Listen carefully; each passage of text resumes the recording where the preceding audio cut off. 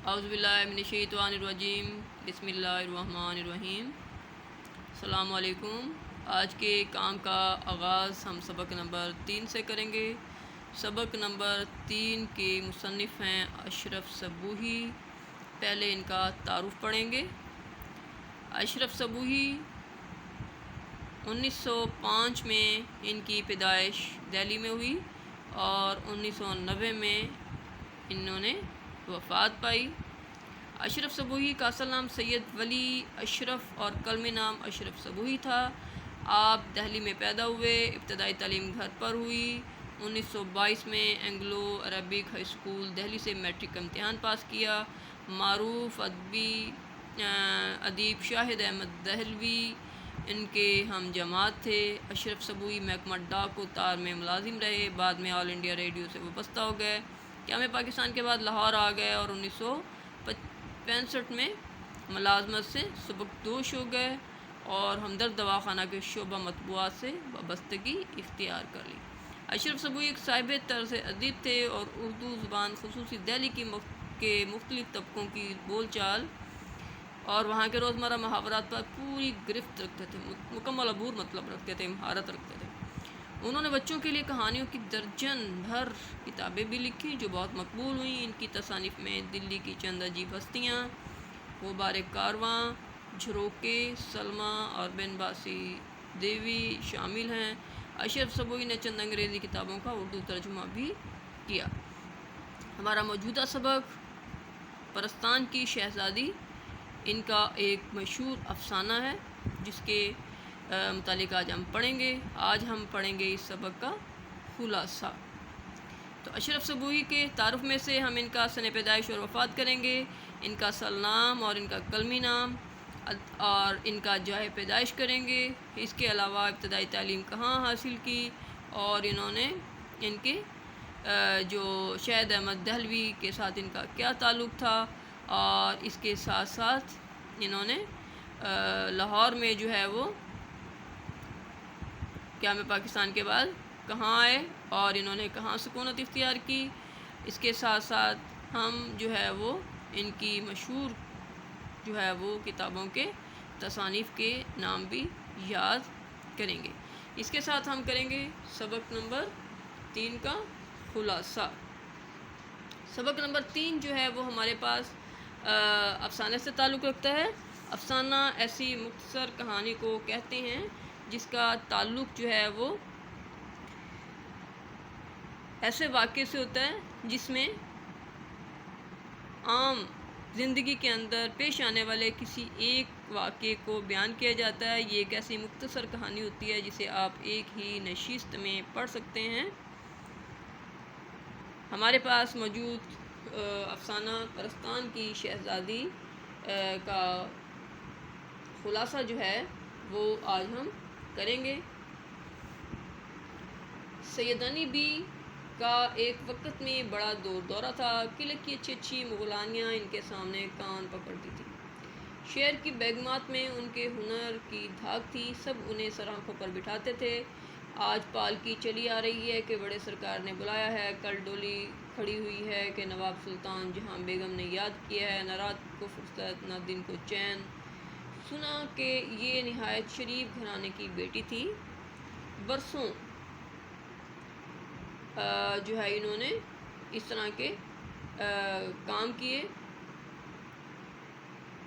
یہ جو ہے بہت جلد بیوہ ہو گئیں۔ اس زمانے میں دوسری شادی کرنا عیب سمجھا جاتا تھا۔ مغلانی کا پیشہ اختیار کر لیا، اپنی ہنرمندی کی بدولت رنڈاپا گزار دیا۔ جوانی تو عزت و آبرو سے کٹ گئی، خوب کمایا، ہزاروں روپے انعام میں لیے، مگر رکھنا نہ جانا، خدا کی بے نیازی کو بھول گئیں۔ بڑھاپے نے آن دبایا، طاقتیں دغا دے گئیں تو آنکھیں کھلیں۔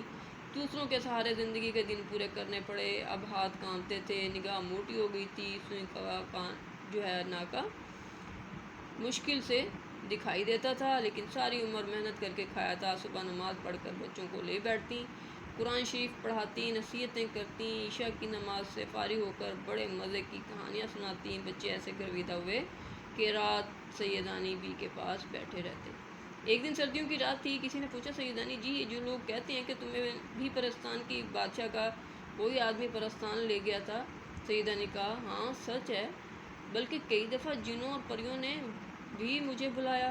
پہلی دفعہ وہ مجھے دھوکے سے لے گئیں، جب بھید کھلا تو بہت خوفزدہ ہوئی۔ میری امیر صاحب کی بیوی نے کہا کہ کچھ ہمیں بھی وہاں کا حال سناؤ۔ سیدانی کہنے لگی میں پرستان کی شہزادی کے جوڑے ٹانکنے گئی تھی۔ دوسری پریوں نے بھی منتیں کی کہ سیدانی جی یہیں رہ جاؤ، دنیا میں تمہارا کون ہے مگر نہ مانی۔ سیدانی نے بتایا کہ بیگم صاحبہ یہ وہ دن تھے کہ جب نواب عظیم الدولہ بہادر کی اکلوتی بیٹی کی بیاہ کی تیاریاں ہو رہی تھیں۔ مارا جوڑے جو ہے وہ سل رہے تھے، دن کو کام کرتی شام کو گھر چلی جاتی۔ نہائے ہوئے کتنے دن ہو گئے تھے۔ ماما نے بونٹ پلاؤ جو ہے بنوایا، اتنے میں جھٹپٹا ہو گیا، پلاؤ دم پر تھا۔ کسی نے آواز دی سیدانی جی کو سرکار نے یاد کیا ہے، پنس بھیجیے، فوراً آنے کا کہا ہے۔ یہ مجھے کہاں لے جا رہے ہیں؟ ہمت سے نواب صاحب کا محل زیادہ دور نہ تھا۔ جب دیر ہو گئی، پریشان ہوئی، بدن میں جو ہے وہ سنسنیاں آنے لگیں، خوف آنے لگا، ہاتھ پاؤں ٹھنڈے ہونے لگے، تو پوچھا کہ مجھے یہ کہاں لے کے جا رہے ہیں؟ ہمت سے یہ پوچھ تو لیا تو انہوں نے کچھ بتایا کہ اے کم بختو منہ سے پھوٹو، مجھے کہاں لے جاؤ گے؟ پھر نہ بولے، ارے وہ تمہاری کون سی ستیہ ناسی سرکار ہے؟ ہنستے ہوئے کسی نے جواب دیا سیدانی جی خفا کیوں ہوتی ہیں؟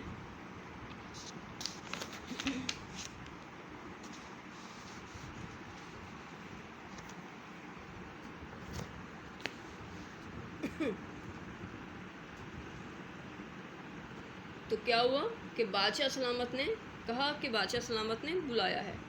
کوئی دم میں محلہ دکھائی دیے، منہ ہاتھ باہر نکالے، دیکھا کہ ایک بے چاکی شکل کا آدمی تھا، بکرے کا سا منہ، گھوڑے کی سی ٹانگیں، پالکی جو ہے وہ اپنے آپ پر ہی چلی جا رہی تھی۔ پھر کیا ہوا؟ میں نے للکار کر کہا کہ تو کون ہے؟ جن یا بھوت؟ میں سیدانی ہوں، تجھے جلا کر راکھ کر دوں گی۔ مگر اس نے کہا سیدانی بھی گھبراؤ نہیں، ہم اور ہمارا بادشاہ سیدوں کو مانتے ہیں۔ میں پالکی سے اتری اور چادر کو اچھی طرح اوڑھ کر پرست کی پری کے ساتھ چل پڑی۔ کیا کہوں، اندر کیا بہار تھی! گورے رنگ، بوٹا سا قد، زرق برق کپڑے پہنے پریاں چمک رہی تھیں۔ چلتے چلتے ایک بارہ دری میں پہنچے۔ بارہ دری کی سجاوٹ کیا بیان کروں!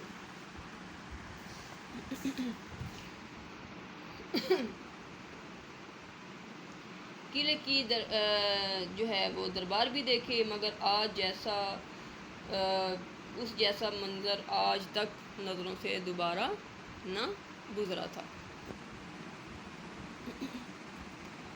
پھر کیا ہوا؟ میں نے دیکھا بادشاہ بیگم کے پہلو میں ایک لڑکی بیٹھی ہے، اس کی عمر 14-15 جو ہے سال تھی، بہت خوبصورت لڑکی۔ میں آگے بڑھی، بادشاہ اس کے اور اس کے سارے درباری کھڑے تھے۔ بادشاہ فرمانے لگے سیدانی بھی تم جانتی ہو کہ ہماری ذات سید کی کتنی عزت کرتی ہے۔ میں نے دل میں شکر ادا کیا کہ یہ لوگ مسلمان ہیں۔ اتنے میں کھانے کے خوان اترنے لگے۔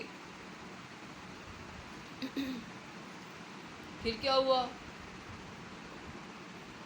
خاصا کھانا جو ہے وہاں چنا گیا۔ کھانا کیا تھا؟ اللہ کی قدرت کا کرشمہ تھا۔ بیگم مسکرا کر بولی سیدانی جی دیکھتی کیا ہیں، کھاتی کیوں نہیں؟ پرستان کا کھانا ہے، تم مہمان ہو، ہاتھ بڑھاؤ تو اور بھی کھائیں۔ تم بسم اللہ کر کے کوئی پھل توڑو اور کھاؤ۔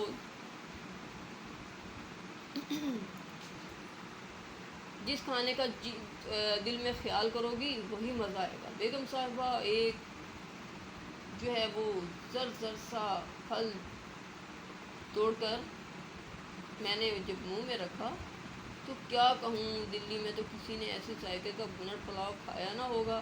پانی کا نہ پوچھو، ایسا میٹھا، ایسا معطر، سفید پانی تو نہ تھا، نہ جانے کیا چیز تھی۔ ساتھ ہی ساتھ پان کا خیال بھی آیا۔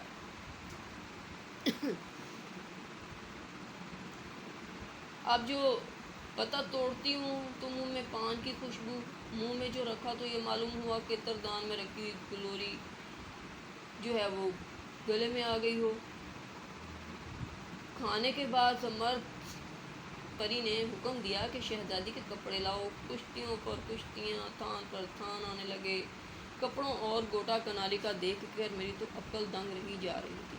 بادشاہ کی بیگم بولی، لو سیدانی بھی، اب تم اپنا ہنر دکھاؤ، بہت تعریف سنی ہے تمہاری۔ میں نے کہا صبح ہو لینے دو۔ وہ ہنس کر بولی، سیدانی بھی، پرستان میں نہ دن ہوتا ہے نہ رات، ایک ہی موسم ہر موسم وقت رہتا ہے۔ ہمارا مشغلہ 8 پہر سیر سپاٹے ہے۔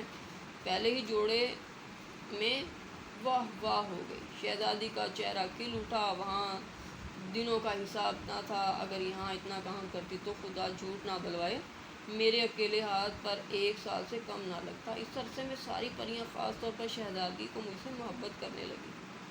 آخر جب سارا کام ختم ہو گیا تو میں نے جانے کی اجازت مانگی۔ سردار کو شہزادی کی شادی اور شہزادی کے جوڑے جو ہے پہننے مبارک ہوں۔ اب لونڈیاں جو ہیں وہ رخصت کرنے لگی۔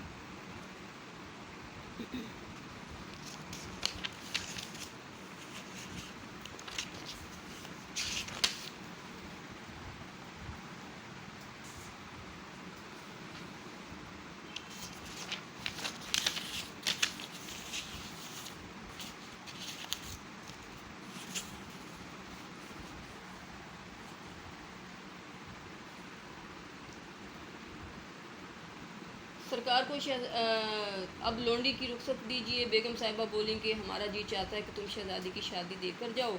میں نے جانے کی ضد کی۔ شہزادی کی آنکھوں میں آنسو آ گئے۔ مجھے جو ہے وہ محلات دکھائے جانے لگے، تحفے دیے جانے لگے اور پینس میں بٹھا کر رخصت کیا گیا۔ کچھ کنکر اور پتھر تحفے میں دیے گئے۔ میں نے ایک ایک کر کے جھولی سے وہ سارے کے سارے باہر پھینک دیے۔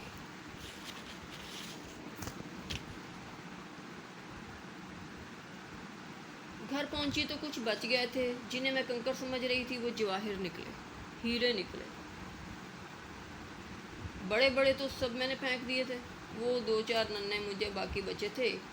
سر پیٹ لیا، لیکن اب پچھتائے کیا ہوا جب چڑیاں چگ گئیں۔ کھیت گھر پہنچی تو بونٹ پلاؤ جیسا چھوڑ کے گئی تھی ویسا ہی دم پر لگا ہوا تھا۔